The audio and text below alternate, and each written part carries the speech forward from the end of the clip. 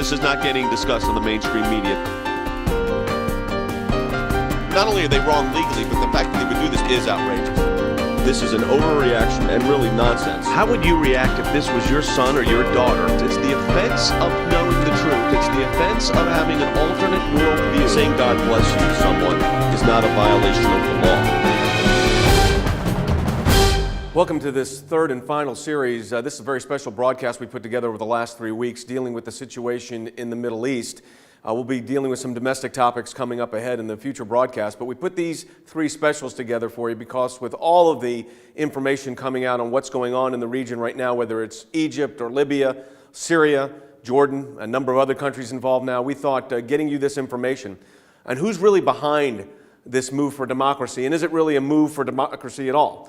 We had a chance to put together a very special DVD called The Export. This is our full-length feature film documentary that we put together dealing with radical Islam, its roadmap basically to try to end democracy as we know it.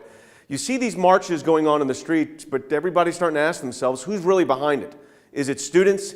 Is it young people wanting democracy? Or is in fact the young people just the front for groups like Hezbollah and Hamas and Iran? We've gotten in-depth knowledge on that. Shaul Mufaz is an expert in the area. We have him as part of this very special DVD we put together, but let me have you take a listen to this portion of the broadcast where I interviewed Shaul Mufaz on some of these issues. He's an expert in national security, certainly an expert in Iran as well. Take a listen. When we talk about the issue of Iran and we talk about what they're doing, what is the goal to what they're engaging in? I mean, if they were to get a nuclear weapon, what are they trying to spread? Well, they wanted to become superpower in the world. They want to spread the Shiite ideological belief, and they want to see more and more Shiite countries in our region. I believe that part of the terror attacks in our region, including the involvement of the Hezbollah and the Hamas, come from the support and the Iranian fuel, which is the support and the money from Iran. And the world, I mean the leaders in the world should do their best, led by the US, President Obama, to stop the Iranian. I believe that this year, the year of 2010, this is the year for sanctions, but the Western countries should prepare themselves for all options. When you say all options, if the sanctions do not result in significant change within that regime in Iran, what are the options?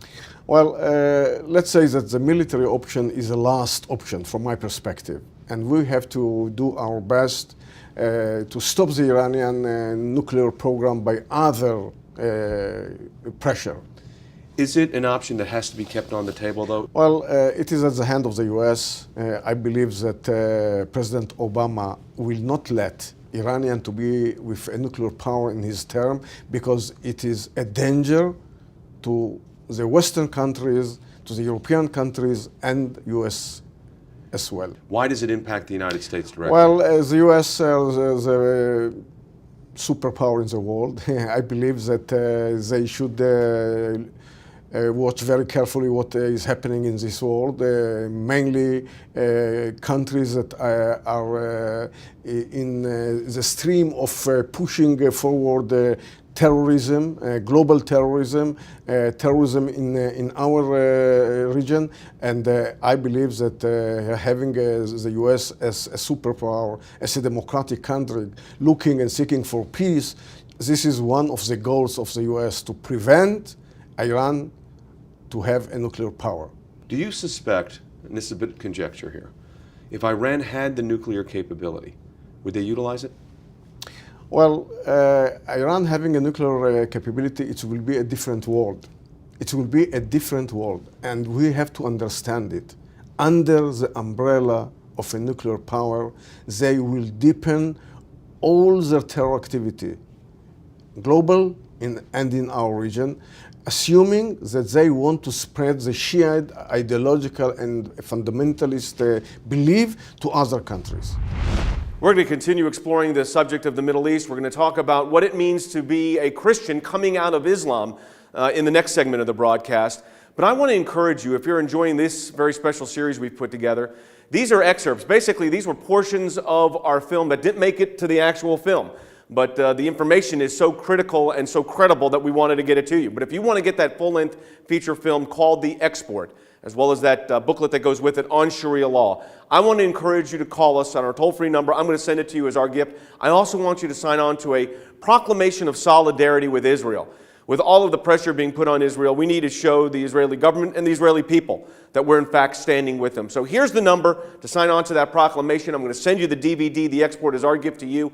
877-989-2255. That's 1-877-989-2255. Now, of course, frequently updated information at aclj.org. And by the way, when you get that booklet as well on Sharia law, there's a chart inside that shows you what the Constitution and the laws of the United States say as compared to what Sharia law says. So all these imams telling you that the two are compatible with each other, in a very straightforward chart, we show you how they're not compatible at all. That's in the booklet on Sharia law. So we're going to send you the DVD documentary, The Export. We're going to send you the booklet on Sharia law, and we want you to sign on to that proclamation of solidarity. Here's the number, 877-989-2255. That's 1-877-989-2255 or aclj.org. We've got a lot more ahead. Growing turmoil in the Middle East means one thing: grave danger for Israel. Still reeling from a deadly bombing in Jerusalem, Israel is bracing for more terrorist attacks. And as radical Islam continues to expand, all eyes are on Libya and other Muslim countries, including the next likely flashpoint, Syria, where there are reports that Hezbollah and Iran have joined the Syrian government in killing protesters. With Israel in the crosshairs, the American Center for Law and Justice is calling on the White House and the United Nations to stand with Israel during this volatile time. With radical Islam on the march in the Middle East and here in the United States, it's time to send a powerful message of support. Israel is our friend. Israel is our ally. Sign on now to our petition of solidarity with Israel. If you add your name today, we'll send you 2 vital resources. Free, our gift to you. Our new film, The Export, a powerful DVD examining the crisis in the Middle East, and we'll also send you our new book about the threat of Sharia law. Add your name now, 1-877-989-2255, online, aclj.org.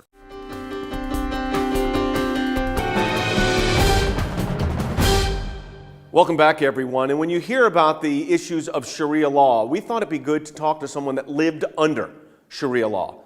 She grew up in a Muslim home. She's now a Christian. And what does all of that mean when you become a Christian but leaving Islam? Nani Darwish is an expert in the area. She's lectured around the world. I had a chance to sit down and talk with her in New York. Take a listen.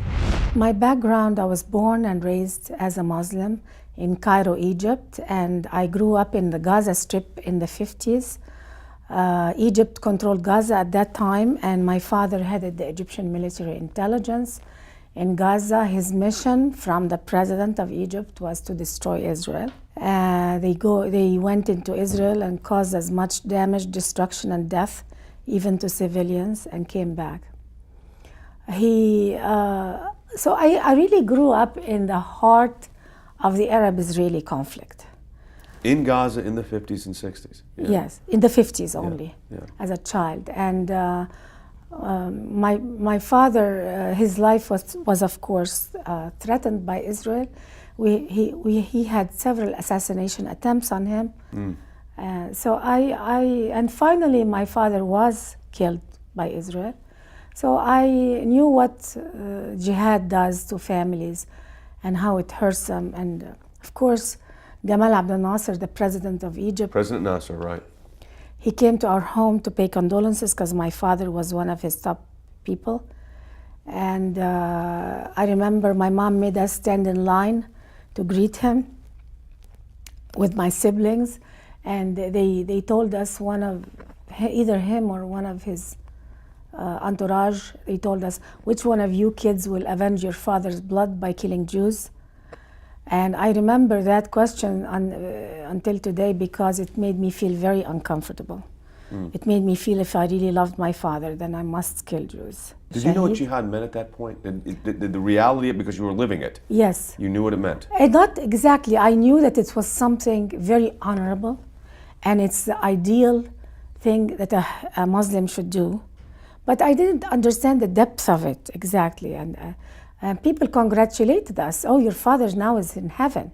It's the only way to go to heaven. So I didn't, inside me, I was very repulsed. I just wanted my dad as a child, you know. And that was how I grew up. And then after my father was killed, we moved back to Cairo, and I lived under Islamic Sharia law until age 29. Let's talk about that, because there is a move right now. We've got the situation of this mosque at Ground Zero, proposed mosque, where the Imam Rauf says that the United States Constitution is 90% compliant with Sharia law, and that there's not that much difference. Now, you grew up under Sharia law. Yes. What was that like? I'll give you a couple of examples. A Muslim head of state can come to power through seizure of power. Mm-hmm. A Muslim head of state must be obeyed even if he's unjust. A wife can be beaten by her husband, and the husband doesn't even have to tell the police why. All justified under Sharia law. Oh, yes, these are laws protecting the rights of men and oppressing women.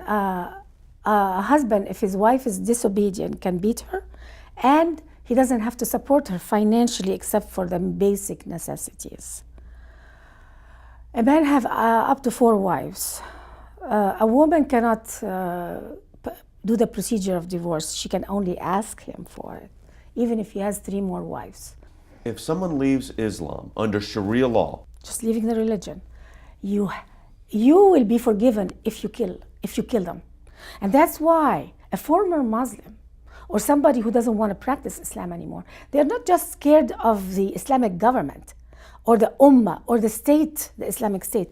We are scared of anybody on the street, your neighbor, your own mother and father, your cousins. And that is Islam is the only religion on earth that condemns those who leave it to death. how significant of a threat is the application of Sharia concepts and Sharia law to the United States? The main point really about Sharia is that it's not a religious right. See, Muslims in the United States are trying to present it as, we just want to practice our religion, give us the right to practice our laws. It's just, but it cannot be a religious right because it actually impacts others. I can do all the laws to control myself if it's a religion. A religion, you can only control yourself. But if a religion gives you the right to kill another person because there's a law that allows actually a man to kill his wife if he catches her in the act of cheating with another man. So the minute a religion allows you to suppress the human rights of others or to kill others because they left the religion, that is not religion. That has crossed the line of human rights. It becomes tyranny. It becomes human right violation. When you discriminate against women to the extent of killing them to protect your honor, then it has crossed the line of religious rights. Well, coming up, when we come back from the break, you're going to be introduced to someone that also knows firsthand what it's like to come out of an Islamic background. He was a sniper for Yasser Arafat before he met Jesus Christ as a Savior. So this is a dramatic testimony you're going to hear coming up next. But folks, all of this is part of a very important full-length feature film we put together called The Export. And I want everybody that's listening to me to have a copy of it. Because of the generosity of over 8,000 of our ACLJ members, we can make this offer to you as our gift to you, really from them as well, so that you're educated and informed on the issue. It's called The Export. I'm going to send you that booklet on Sharia law as well, and I want you to sign on to that proclamation of solidarity with Israel. The number is 877-989-2255. That's 1-877-989-2255 or aclj.org. Back with more from Israel in just a moment. Growing turmoil in the Middle East means one thing: grave danger for Israel. Still reeling from a deadly bombing in Jerusalem, Israel is bracing for more terrorist attacks. And as radical Islam continues to expand, all eyes are on Libya and other Muslim countries, including the next likely flashpoint, Syria, where there are reports that Hezbollah and Iran have joined the Syrian government in killing protesters. With Israel in the crosshairs, the American Center for Law and Justice is calling on the White House and the United Nations to stand with Israel during this volatile time. With radical Islam on the march in the Middle East and here in the United States, it's time to send a powerful message of support. Israel is our friend. Israel is our ally. Sign on now to our petition of solidarity with Israel. If you add your name today, we'll send you 2 vital resources. Free, our gift to you. Our new film, The Export, a powerful DVD examining the crisis in the Middle East, and we'll also send you our new book about the threat of Sharia law. Add your name now, 1-877-989-2255, online, aclj.org.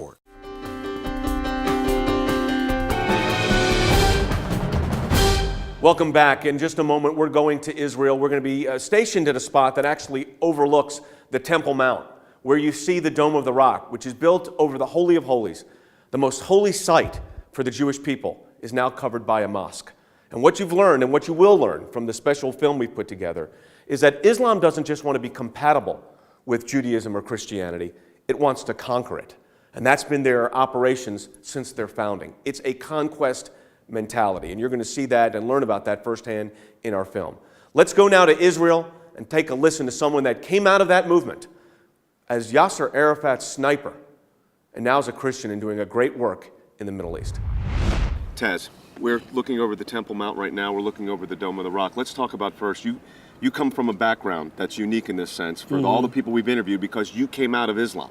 You worked for Yasser Arafat as a sniper. Yes. For the Palestinian Liberation Organization, the PLO. Fatah. Yeah, and Fatah. Let's first talk about who you are and where you came from in that sense. You know this area better than most, but where do you come from? How did this develop? I was born in Gaza. My family originally come from the city of Jaffa near Tel Aviv. They left Jaffa to Gaza before the war of 48, listening to the Arab leaders who told them, get out of your homes. And our army is going to come and wipe out the Jews. And my dad, listened to these rhetorics, and he went. So I was born in Gaza in 1951. Then my family immigrated to Saudi Arabia, where I grew up. I've done the Hajj 10 times in my life. And Tell the people Umrah. what the Hajj is so they know. Hajj is the annual pilgrimage that the Muslims are called to do at least once in their lifetime. So I was trying to secure the highest heaven there is. So I did it 10 times instead of 1 time. And, but of course that didn't bring me security. My life has been always ups and downs, and being a Palestinian and referred to as a refugee in the Arab world from our brothers and sisters, the Arabs, calling me refugee every day of my life. You're a refugee, you're an immigrant. I had the Jordanian citizenship, and you know what it said on my passport? It says third-class citizen. On the passport? On the passport. So when people talk about liberty and democracy in the Muslim world, in the Arabic world in particular, but in the Muslim world, that doesn't exist. Islam is not a democracy religion, it's a dictatorship religion. And as long as Islam is part of the state, is not separated from the state, it's going to be a dictatorship. They call, there is democracy in Egypt, nonsense. They're trying to establish democracy in Iraq, nonsense. It's not going to work. Now they're talking about putting a mosque 15 stories at Ground Zero in New York at the site of the World Trade Center. And how do you react to that? I've been following that and reacting and watching it very closely. I believe that's the biggest slap in the face for Americans and Christianity, to allow something like that to happen. Even though we believe in freedom of religion, that's fine. I go along with that. But to go and put a mosque right in the place where they destroyed and killed 3,200 Americans. Let me follow up. Is the mosque at Ground Zero, for the Islamic world, a symbol of conquest? Absolutely. There is no question about it. This is how they are going after converting people. You see, Islam have an agenda, a very clear agenda, Islamizing the world. Islamizing the world? Absolutely. And they're going to implement Sharia law. Sharia law is the toughest laws you'll ever encounter in your life. They are able to implement that in London, in England. And they are working on that in America. And if we don't wake up and really take a strong stand against that, they can worship. I don't have a problem with them having their own mosques, but to go and do that, that's purposely crafted, purposely done You know, they have so many places in Manhattan. They don't have to go to that spot, but it is, like you said. So is this an intentional conquest on their behalf? There is no question about it. That's one of their signs. We have conquered. We have won. And what will happen because of that, you will find so many of Americans are beginning to think, oh, Islam is really a peaceful religion. My goodness, they need to read some of the Quran at least. They need to understand that this religion have never been peaceful. This religion has never been for peace or love in your neighbors. This religion is conquer and control and oppress. So if the Ground Zero Mosque is a symbol of conquest, why do they want to do it? What's the point? They say it's for peace. It goes far beyond just Islamizing America for the sake of Islamizing America. It goes back to Israel. They believe if it wasn't for America, Israel cannot stand against the Arab too long. So is this all politics? It's not just political. Islamizing the world, right now they're playing the political game, but that's to reach their goal of Islamizing the world. Their calling is to Islamize the world. Just as we are evangelicals called to evangelize, and their calling is to Islamize the world, and the first calling and the top calling is to destroy Israel and the Jews, basically.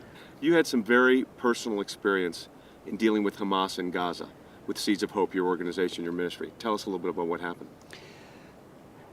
After I converted to Christianity, I realized I had a calling on my life. I did not convert just to become a Christian.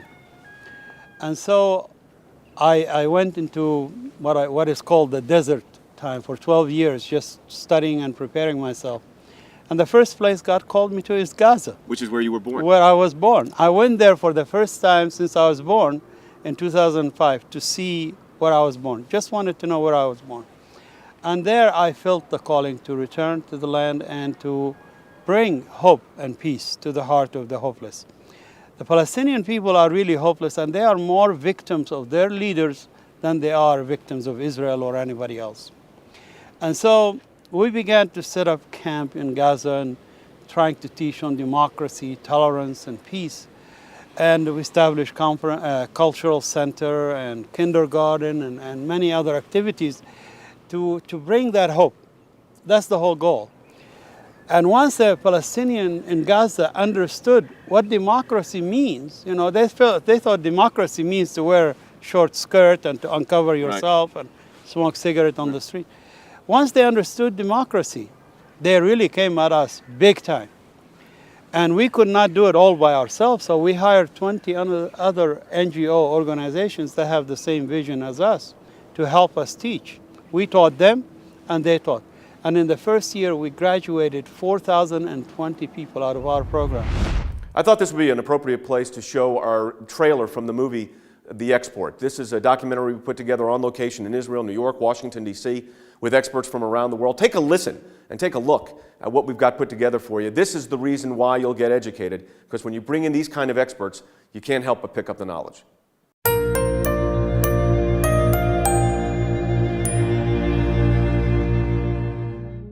How significant is the conflict with radical Islam? Radical Islam intends that all of us live under Sharia law. The enemy is radical Islam. If Iran gets nuclear weapons, Saudi Arabia will, Egypt will, Turkey, perhaps others. The moment the Iranians have nuclear weapons, they have a nuclear umbrella over their international terrorist capability. That is a formula for insecurity. And I'm telling you, target number one is Israel. The Israelis cannot abide that. It is truly an existential threat. Peace can reign only when everybody comes under the umbrella of Islam. These 40,000 rockets and missiles on the border with Lebanon could, be sprung and fired against Israel. The more we have nuclear proliferation in the world, the more the risks are that there will be the availability of nuclear devices, the lethality of which is mind-boggling. On every September 11, they fire rockets into Israel. Why? To commemorate 9/11. A proposal to build a mosque and Islamic cultural center near Ground Zero, generating a lot of heat at a hearing in New York City. Opponents want to give landmark status to the 150-year-old building, which would essentially prevent the mosque and center from being built. They don't want to just take this building and turn it into a mosque. They want a memorial. They want a monument. A monument, a tower of triumph. That's what they want to build, called Cordoba. Cordoba is the symbol of them conquering Christian land. I mean, that was not by accident. They want America to be a Muslim nation. This is a march of Sharia through our institutions.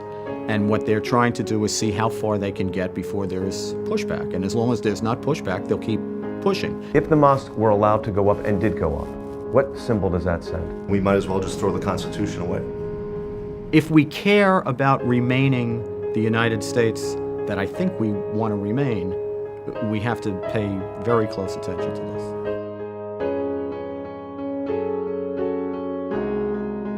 The war on terror is a war that has to be won every day.